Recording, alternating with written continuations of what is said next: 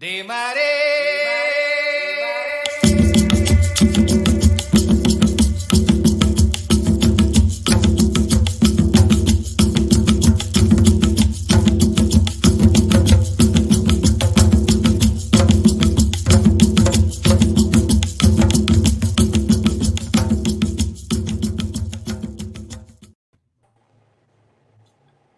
Are we on? Yes, we're live. Greetings, brother. Greetings. Mr. Majestic in the house. Greetings, Beto. What's going on, my beautiful people? Man, just happy to see your face, bro. So happy to see that you're healthy. You know, happy birthday to your queen. Giving thanks, giving thanks. Let me do something really quickly here. I don't know what's going on. Wait a minute. What am I doing, brother? All right. While you're sharing, I'll just say hello. Welcome, Mr. Majestic. Welcome to Africa Week. Let us know in the comments, everyone who's here, where you're coming from. Put your questions out there, and I'm excited to learn about reggae from you and your journey of this revolutionary music, because I actually don't know very much about it. I just know that I love it. Give thanks, So giving I'm thanks. here to learn. Yes. Well, I hail from Jamaica. Yes. Yeah, you wanna. I'm gonna do a little introduction. So, hello everybody out there. This is my dear good friend and brother, Mr. Majestic. He's a reggae master from Jamaica, living in California, making some really uplifting music for the people. And we're gonna be talking about the revolutionary power and strength of reggae music. So, Majestic, Yes, how's everything there with the COVID and everything? You guys are safe. You guys are healthy. Yes, we are giving thanks and praise. None of my family got contacted with that or contracted with the disease. And I'm sorry for all these people that got it and ones who passed. My condolence to them all. You know what I'm saying? Yes, True that. Yes, fine. So King, what part of Jamaica are you from? I'm from Kingston, Jamaica, the capital city. From the capital. So growing up in Kingston, Jamaica, you were exposed to reggae as from a young age. I'm sure. How was that? Not just reggae, but music in general? You know, music. Can you talk a little bit about that, please? Yes, I come from a musical family. You know, my school is like a musical school also. So we grew up as kids singing music, singing commercials and all that stuff. I didn't even think in my mind that I would become a singer or something, or as a profession, you know. But coming to the Americas, you know, I realized that, I got the potential because of my upbringing. Yes. Okay. Yeah.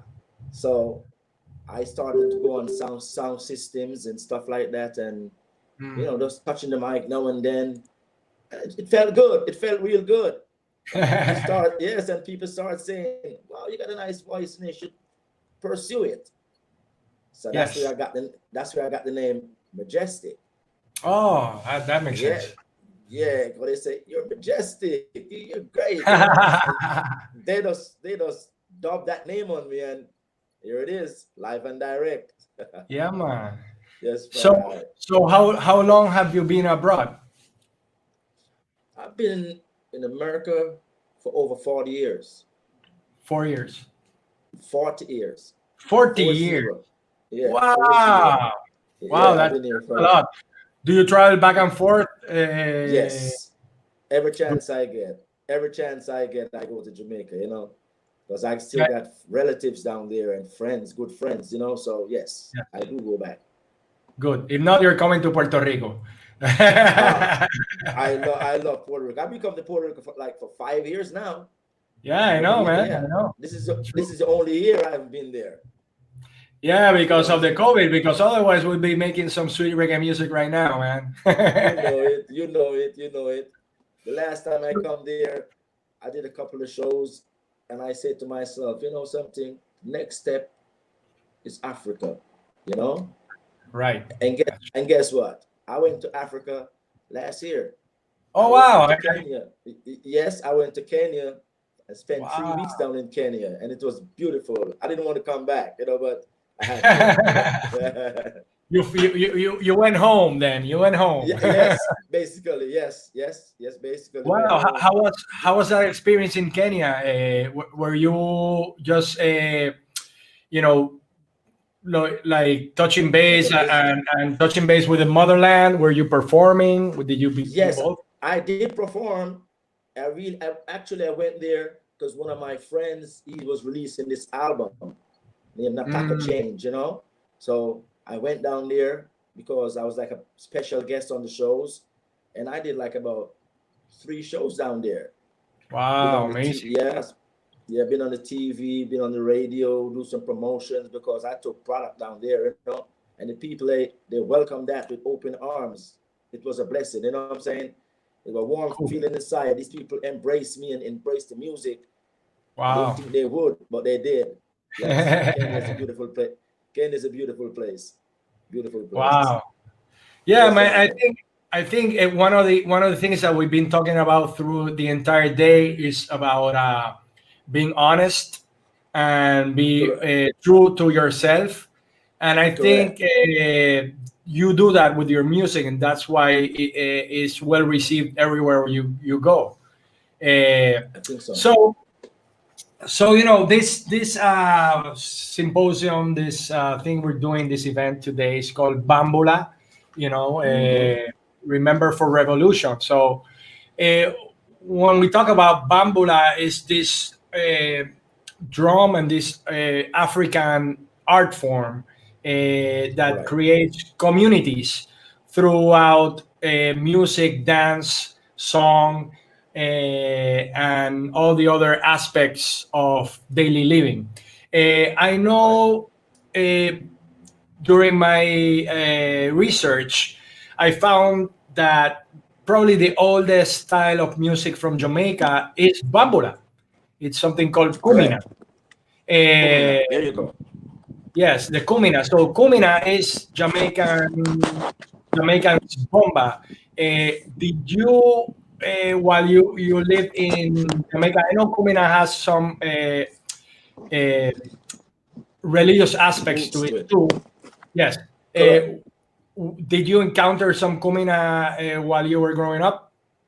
Yes, I did. As a matter of fact, my sister's husband, his name is Leroy Mabrak, and he's been a drumming champion, percussionist, Jamaican champion since 1974. Wow. Actually, has a band called Mabrak, which is a drumming band. Got about 15 players.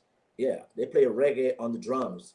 It's beautiful. So I had a chance to interact with them growing up and just messing around with the drums until I can feel it out, until I embraced it. Now I think I'm a star now, so I start playing with the band, you know, playing that repeated, you know.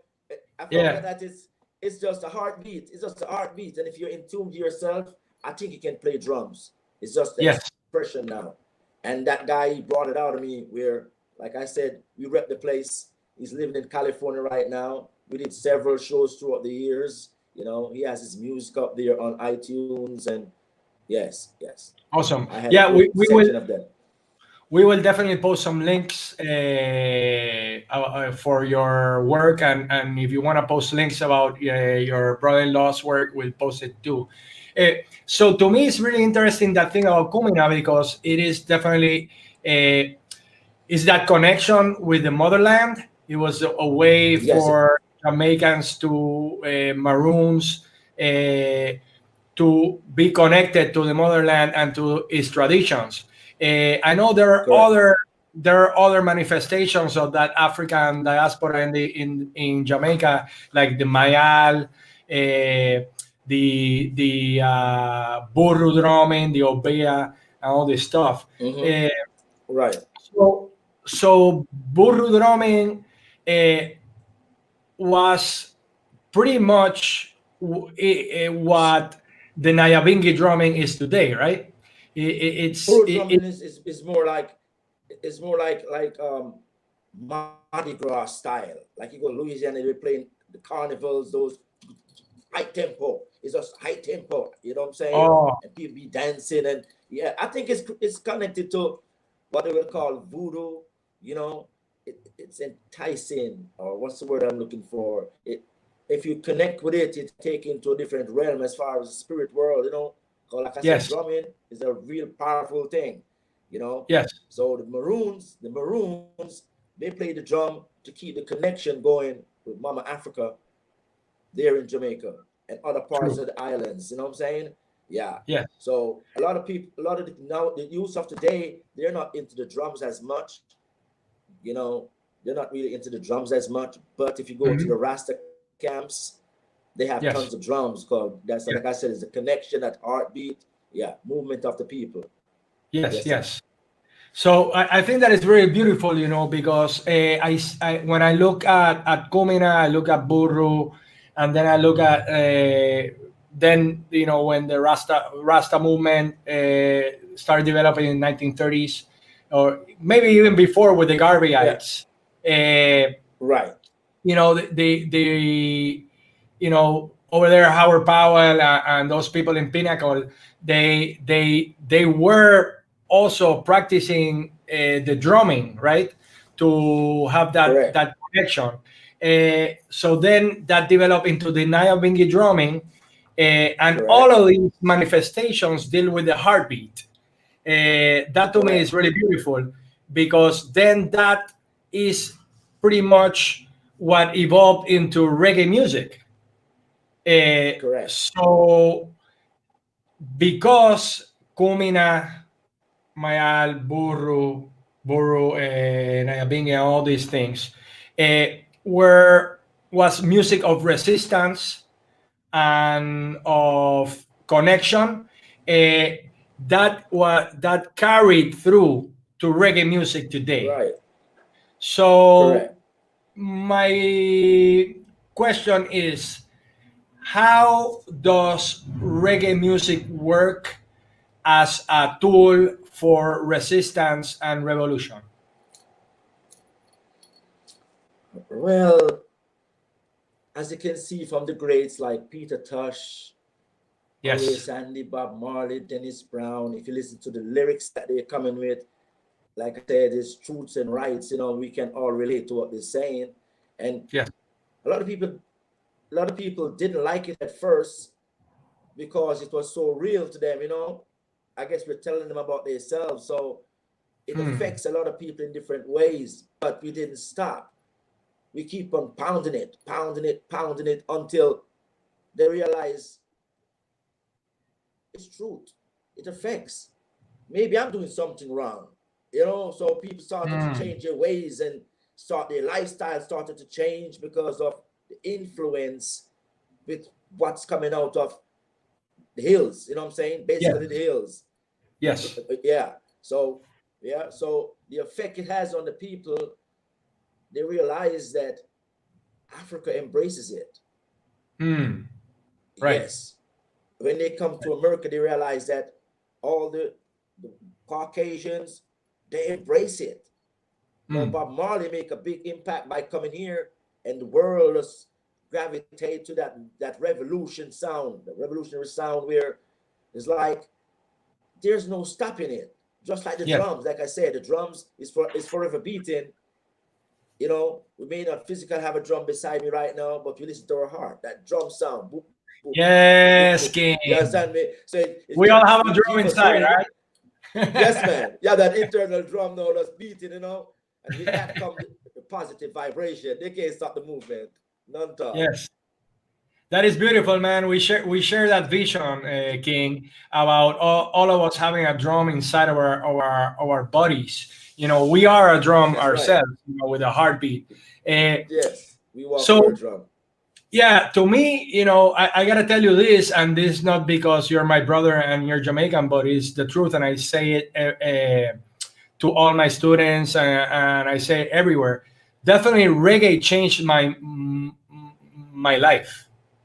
Reggae saved me and changed my life, and everything that I do daily was because of reggae. Reggae really opened my soul, my eyes to Africa, to Mother Africa, and to that closeness to Mother Africa. Right. But also because reggae has that revolutionary spirit. It woke me up from a slumber. So in my view, to me, reggae music is the most influential music of the 20th century, and Correct. definitely the 21st century. If you look at modern pop music, it's pretty much all based in reggae. You know, you look at Correct. obvious things that are obvious, like reggaeton. You know, I mean, it says reggae Right. and then Yeah. you know, Right. but even pop music. So Even what's that? even rap music, it's like reggae gone crazy. You know, Yes. it's like the dancehall of the yesterday years. You know, it's a stage now. The rappers take it in a different way where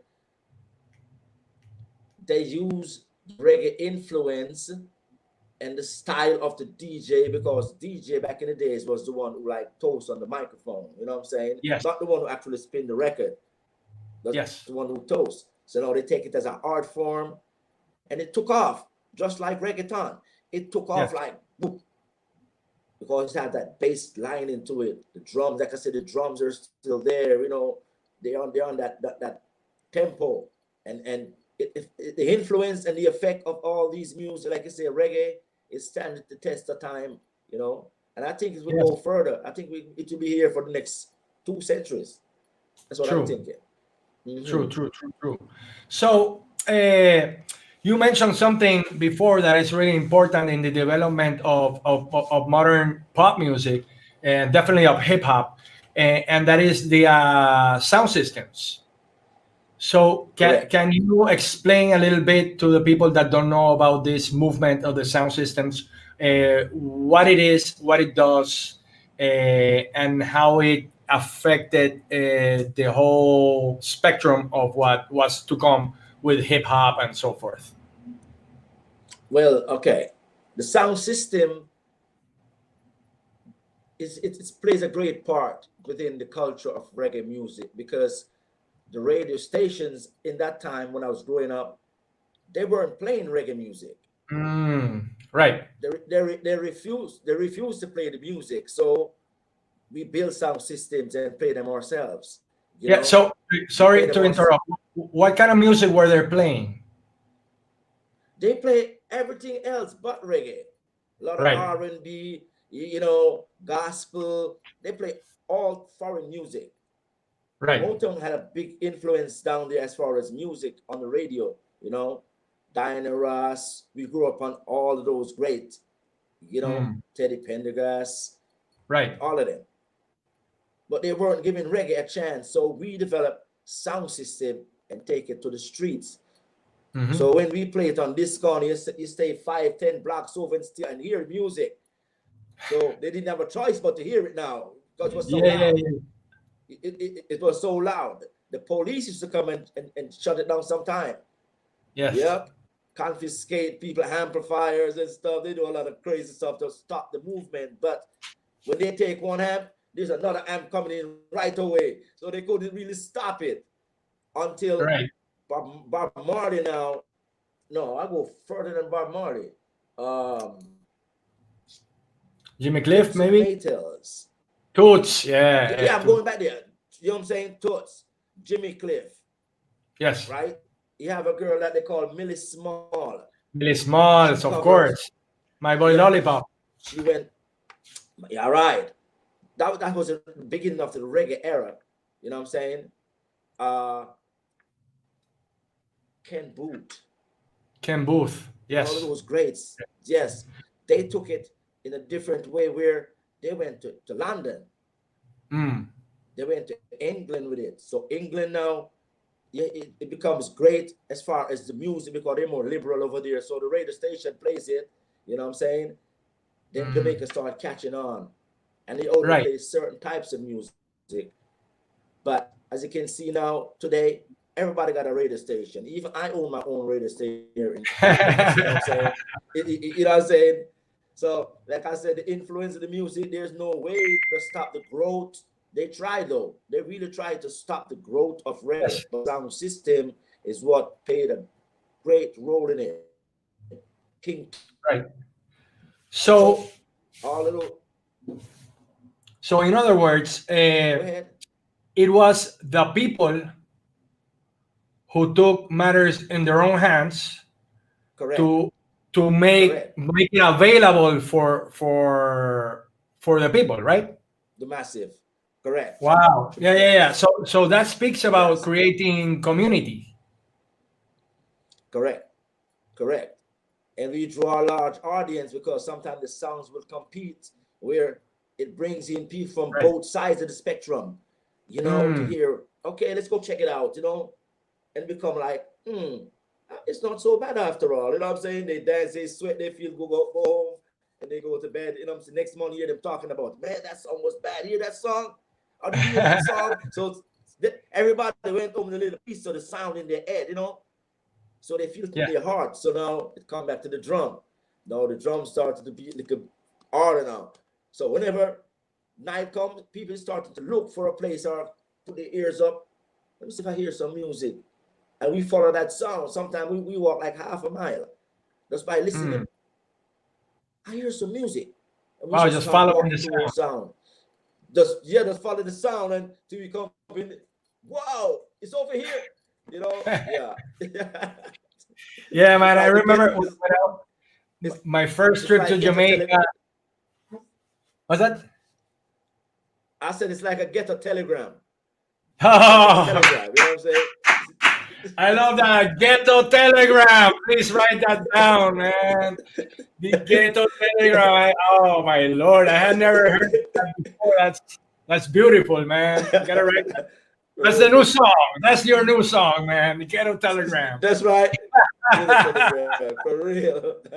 Yeah, but it is true. It was the ghetto telegram. It was a way for the massive. Yeah, there you go. For the massive to actually get the sound of the rural area. So to hear the truth to the people. Right. Correct. Yes. Wow. They got the message. Yeah, that's amazing. I remember my first trip to Jamaica in what was that? 2000. We were driving from Kingston to Port Antonio. And I don't know where it was, but it was like in the middle of nowhere. There was this man, dreadlocks flying, no shirt, pants, no shoes, smoking a huge spliff in front of this tower of speakers in the middle of nowhere by himself. Yes, I was like, oh my God, man, this is the real thing, Really? And he was he was getting down. He was enjoying himself. He was like picking himself up. I'm sure probably hours after I passed through, that place was probably packed. Right, right. Well, the weed and the music goes together. Yes, if you want a positive vibration, you burn one and you listen, you dig deeper in yourself and understand. It's like I said, it changes people. Music changes people for good or bad, whatever way. But reggae is a positive sound. So picture this: you listen to some good Bob Marley or some good Majestic, and you burn a good spliff, and you have good intentions. It just makes you elevate in yourself. It gives you a vision, like, something. Maybe we can change this world, one step at a time, one person at a time. You know what I'm saying? Wow, man. But like I said, now things just change. For real though, like I say, liquor and all that, it gives people a different feeling when they listen to reggae music. And a lot of times they don't go back home with nothing. You know what I'm saying? It's just a party mode. But playing good music and burning nice spliff I think you go to Zion then. You know what I'm saying? You go to heaven. Yourself. Yeah. I think you reach heaven. If there's Yes, heaven, you know what I'm saying? yes, you do. Sure. Yes, you do. Yeah, we do. We do. Wow. Texas, So, Jamaica being a small Caribbean nation, I think Jamaica is like a tiny bit larger than Puerto Rico. So, in essence, we are the smallest. We are the smaller of the major Antilles. Then is Jamaica. Yet, it produced one of the patrimonies of humanity, which is reggae music, and probably one of the most important prophets of modern times, which was the Honorable Robert Nesta Marley. Correct. How important, we know the importance of the brother, of course, because he definitely paved the way for an entire movement, and he definitely changed the spectrum of of how people view Jamaica. Correct. To me, it's interesting that Bob was what they called in Jamaica half caste. So he wasn't, he had half black, half white, and Right. and he received, racism from both sides, and yet Right. he achieved what he achieved.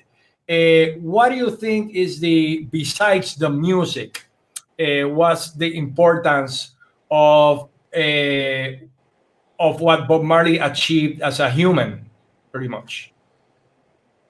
Well, he bridged a gap that was so divided like a gorge.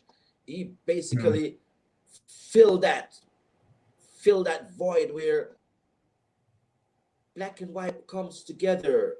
True. You have to remember that back in the days, the mentality was, you black stay back, you white you right. It was deep, racism was deep. So like you say, Bob Marley is a special man. His birth was a special birth, like you say, half black, half white. So therefore, the bridge, you see that bridge? Yes. And the music transcend across both sides, and that's what brings everybody to the forefront. You know what I'm saying? The music is what brought everybody together, where people who listen to reggae is not racist.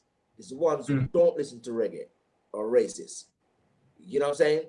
Yes. If you listen to reggae, you can never be a racist, black or white.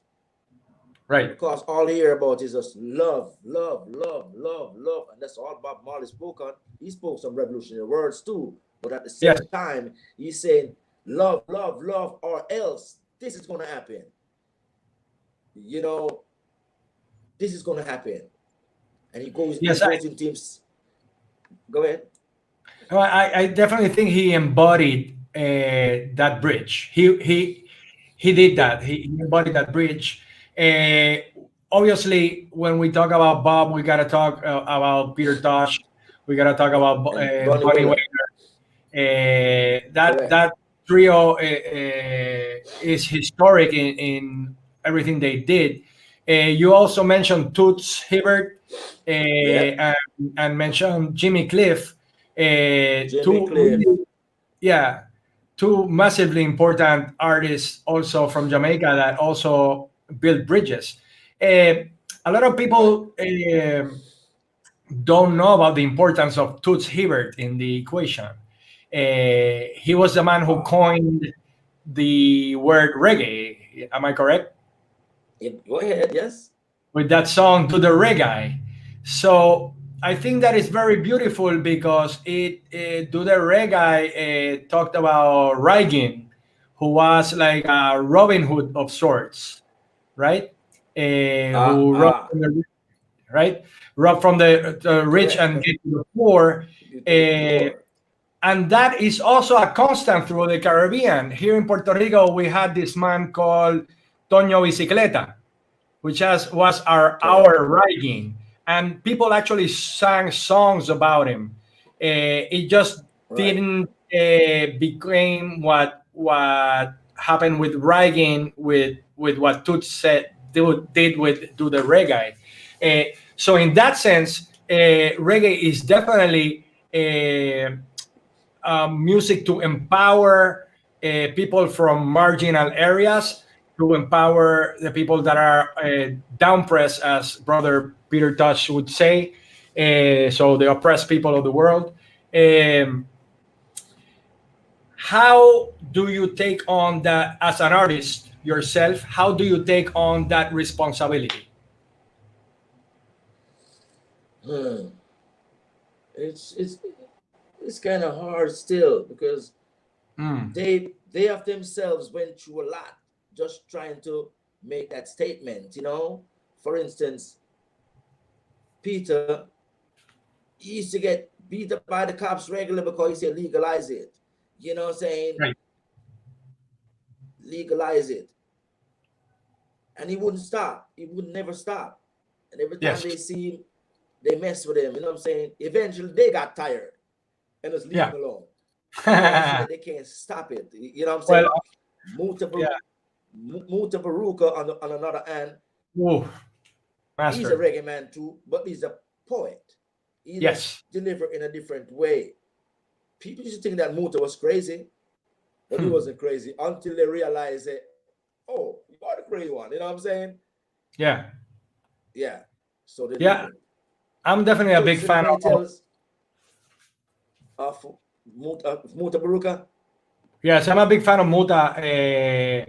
I was fortunate to meet him in Jamaica once, and he was just this regal being. His energy was. Right. He just filled the room. He just filled the room with his energy. So Muta Baruka and people like like Onu Okwonora and like Linton Kwesi Johnson in Britain, who are the dub poets.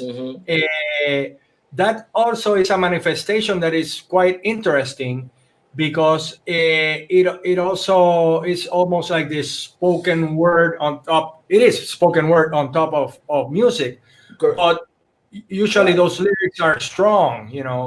These guys' lyrics are about revolutionary. It's about knowledge. Have you, as an artist, ever attempted to do something like that, or your style is more the style of singing because you come from that tradition?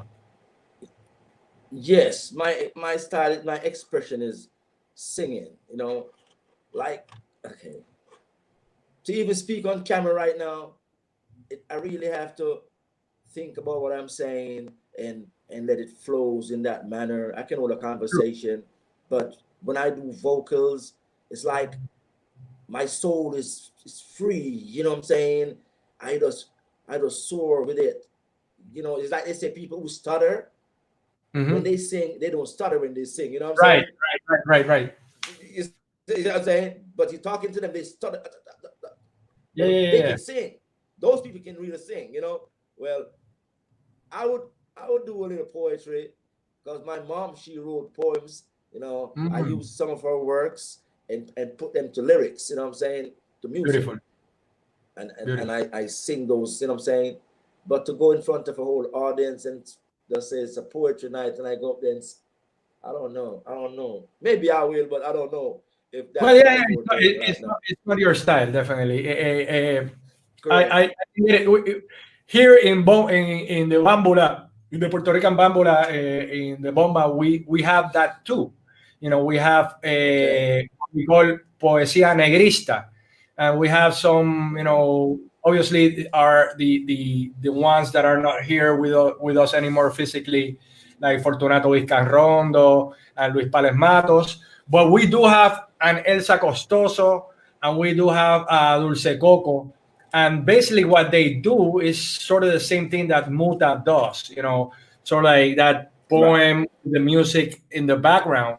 To me, that also is a form of African expression that is very important. Yes. So what you have? How many albums do you have on your back right now, King? Can you hear me? Hello? What's going on? You guys are breaking up. The sound is breaking up. The sound still? Yeah.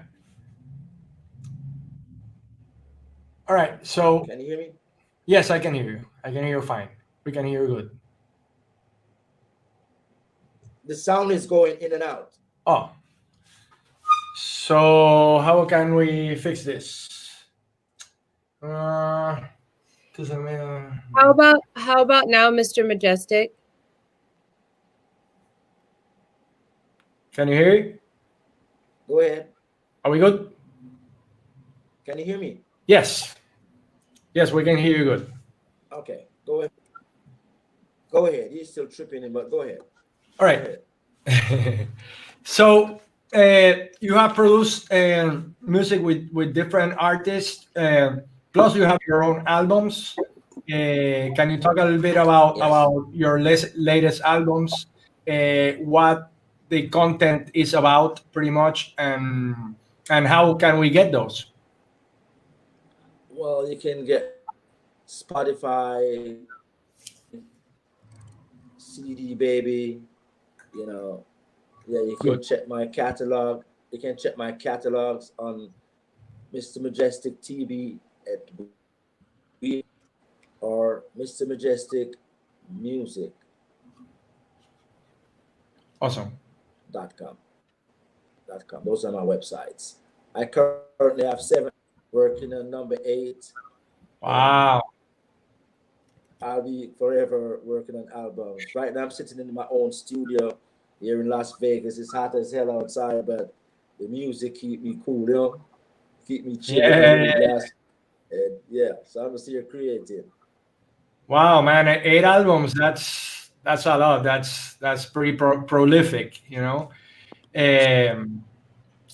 Yeah, we talked about doing something together also. soon come. We have a question here.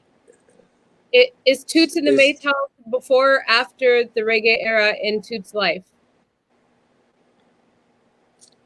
After. Toots in the Maytown before or after the reggae era.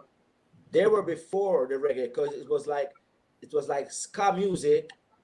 First you have ska with like this scatterlife, and then you have reggae.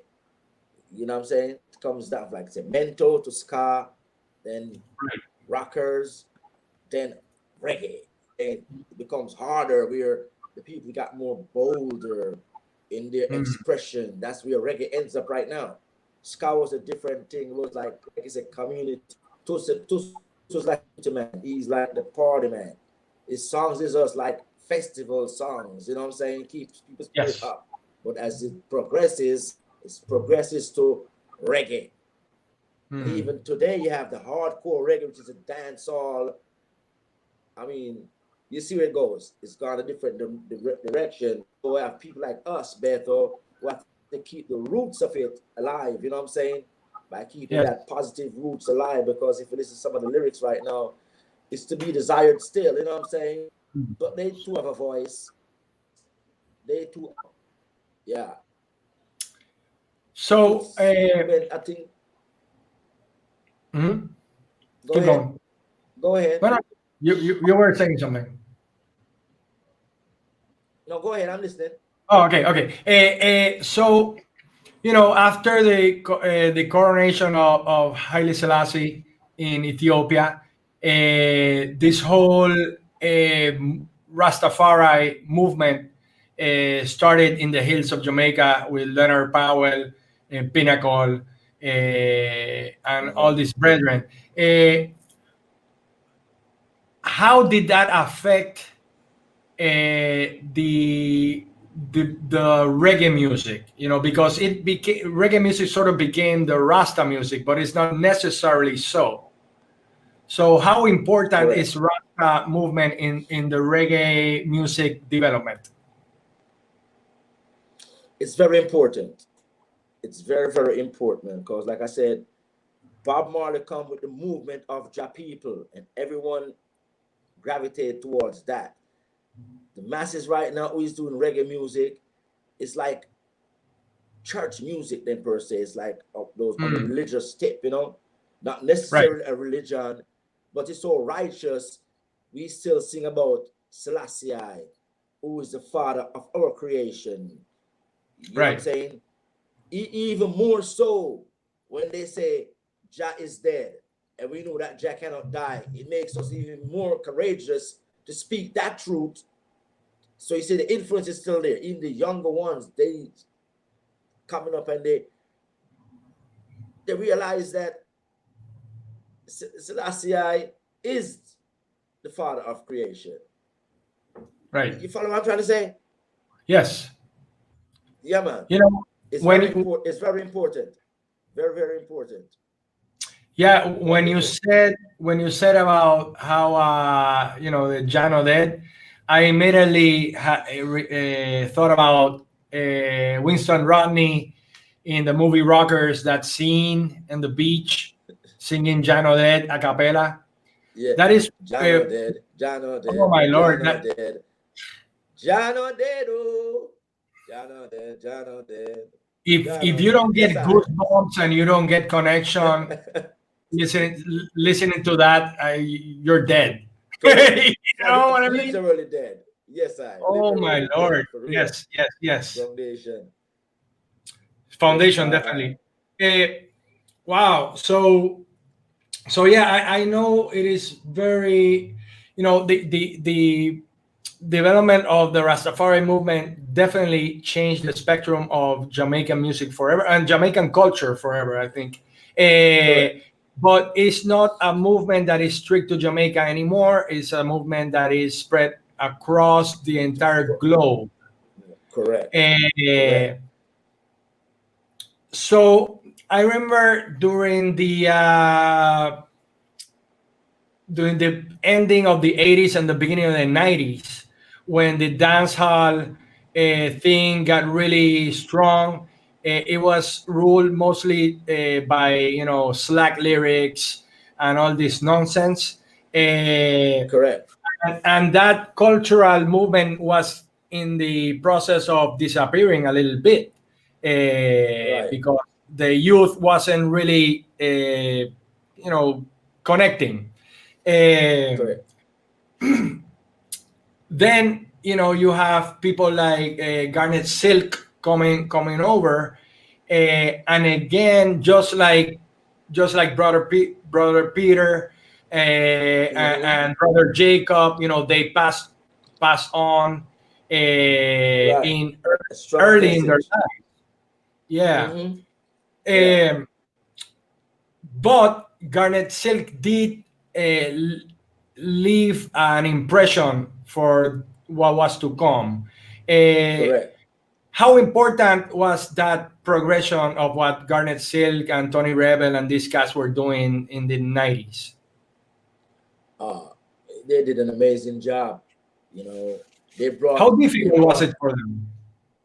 They brought a lot of people to righteousness, per se. You know, because they command that attention. So the youths, they listen, and like I said, they learn certain things and they find out their truth. You know what I'm saying? Even today days, Ghana still music is still playing popular. You know, these cats, they're here forever. They're gonna be here forever. You know what I'm saying? Yeah. Like I said earlier, rap music is like you say, slack reggae music.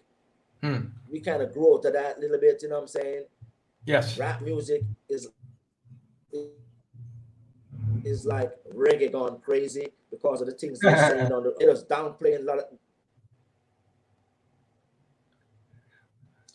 We have yeah, that's a good question by Joey Zaza. Talking about the importance of women in the uprising of reggae, and he's speaking about Sister Nancy, who I'm a huge fan of Sister Nancy.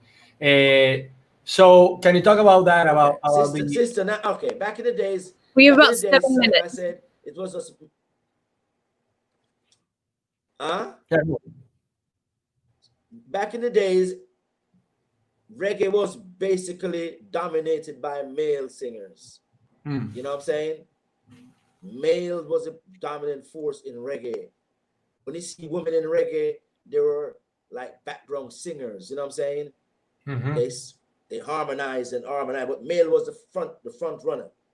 But people like Sister Carol, Sister Nancy, and these Rasta girls, they're bold. You know what I'm saying? So they take it on. They took on the challenge and poured through the thing, and they stood out. They made an impression that whenever they're performing, people go and Sister Nancy, they gone there to listen to it, because it was one-sided. Like I said, it was just pure male singing reggae.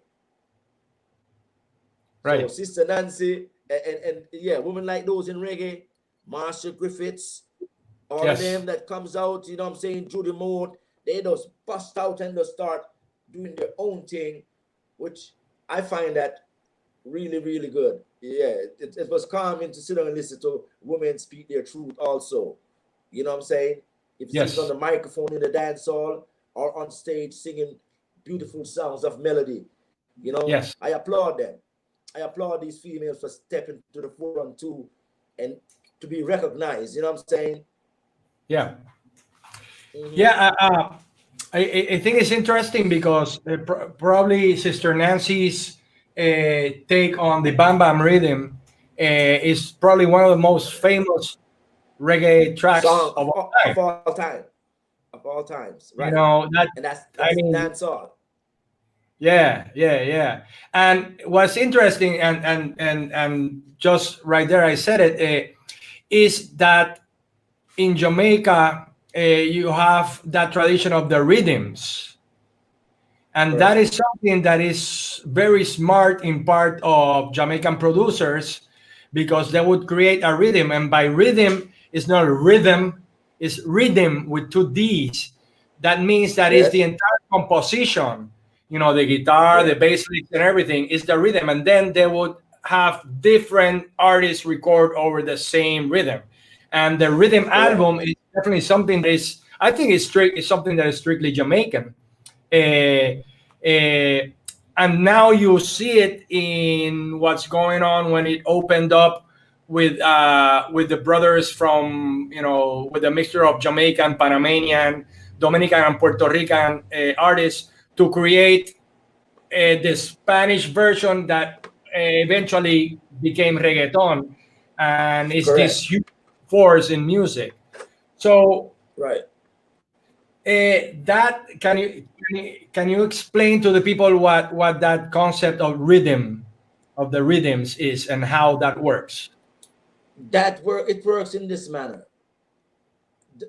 That one track, it shows the versatility of the engineer now, because if you listen to a compilation with the same track on it, none sounds the same. It mixes a different way, different spices, and different the way they twist it. You know it's the same track, but the way they mix it, you're not gonna sing on my mix, although we're on the same track. Right. You're gonna mix yours a different way. So it shows the versatility of the producers there, how creative they were. Because you have to remember, back in the days, we were limited. All these producers, they were limited as far as equipment to do big things. You know what I'm saying?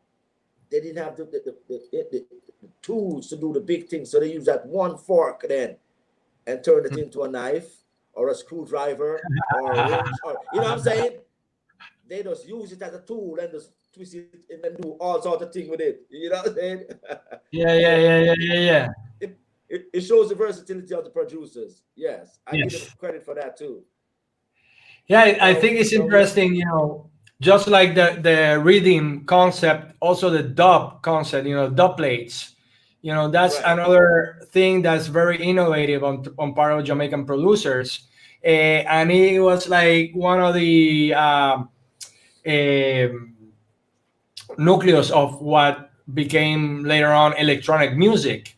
You know, is this producers messing around with sounds, you know, Lee Scratch Perry, a little 8, you know, track thing, like mixing and blending. So the creativity of the Jamaican musicians is definitely, to me, part of the development of what modern pop music is all about. So I think we got a little time. We have some. Oh, I want to show some tracks, man, before so people can see you sing. So I got this one, Reggae Music International. Is this one of your? Oh, this your. That's your. Do you have a song, or I don't know if you can sing a song for us right now, or you want to play something? Yeah, I can sing a song for you guys. Oh, cool. That would be amazing. Oh yeah. All right. Let me see here.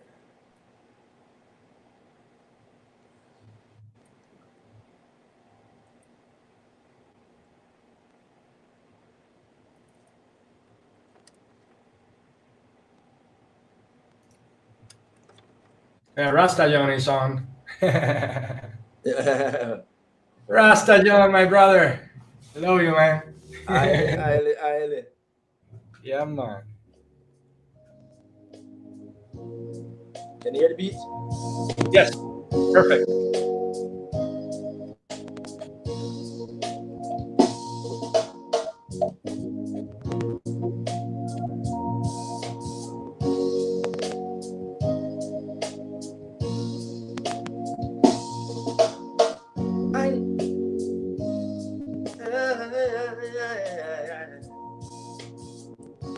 Second beat tune up.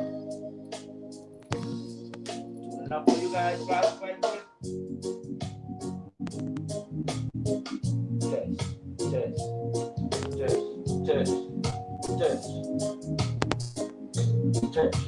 Test one.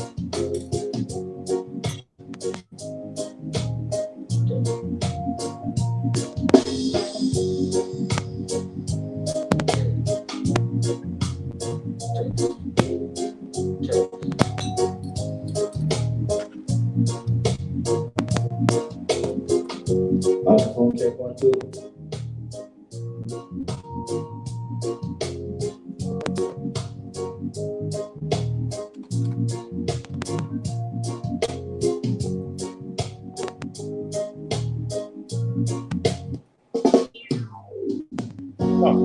Yes, Jah knows it. I can see the love. Tell me where love is gone. For I will always just feel the love for the kids to come. There is things I will not do anyway.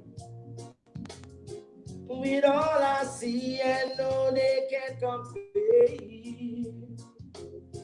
The little we have, and it's just enough. Talking about endless love. What about the children that's to come? What about the children that's to come? With all the things that they put in our way. Let's unite, my friends, let's save the day. Jah will, because they tell us that it can be done. Talking about endless love. What about the children that's to come? Can't stop thinking about you. What about the children that's to come? Go!